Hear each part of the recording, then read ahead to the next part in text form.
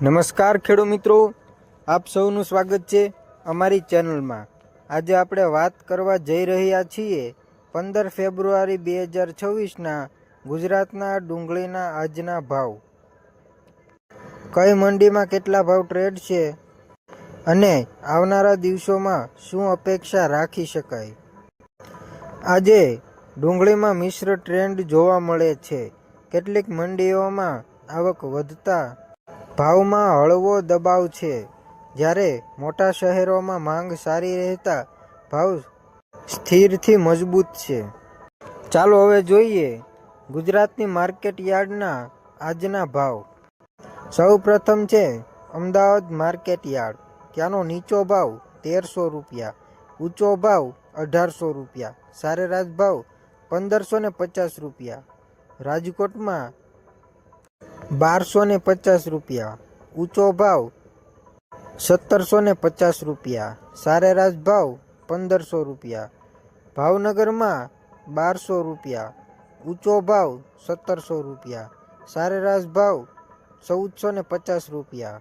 જૂનાગઢમાં નીચો ભાવ 1150 રૂપિયા, ઊંચો ભાવ 1650 રૂપિયા, સરેરાશ ભાવ 1400 રૂપિયા।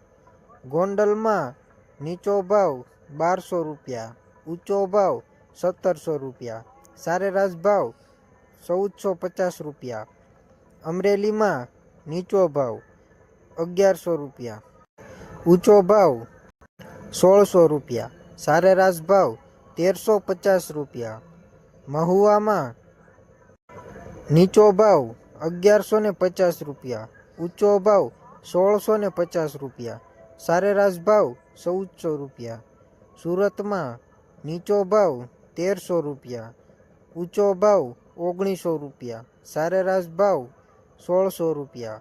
વડોદરામાં નીચો ભાવ 1250 રૂપિયા, ઊંચો ભાવ 1800 રૂપિયા, સરેરાશ ભાવ 1525 રૂપિયા। ઊંઝામાં નીચો ભાવ 1200 રૂપિયા, ઊંચો ભાવ 1750 રૂપિયા, સરેરાશ ભાવ 1475 રૂપિયા।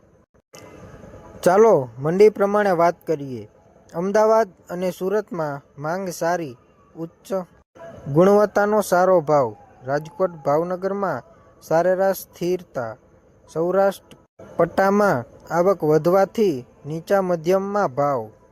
ગુણવત્તા અને ગ્રેડિડ ડુંગળીનું કદ, સૂકાપણું અને રંગ મુજબ ભાવ બદલાય છે।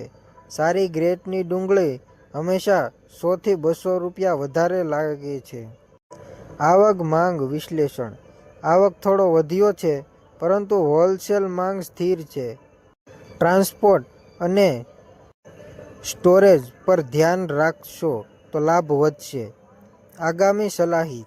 આવતા 3 થી 5 દિવસો ભાવ સ્થિરથી નરમ રહી શકે।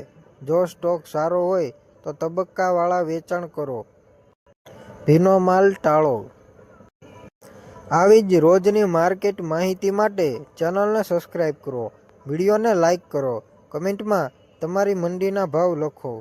જય ખેડૂત, જય ગુજરાત।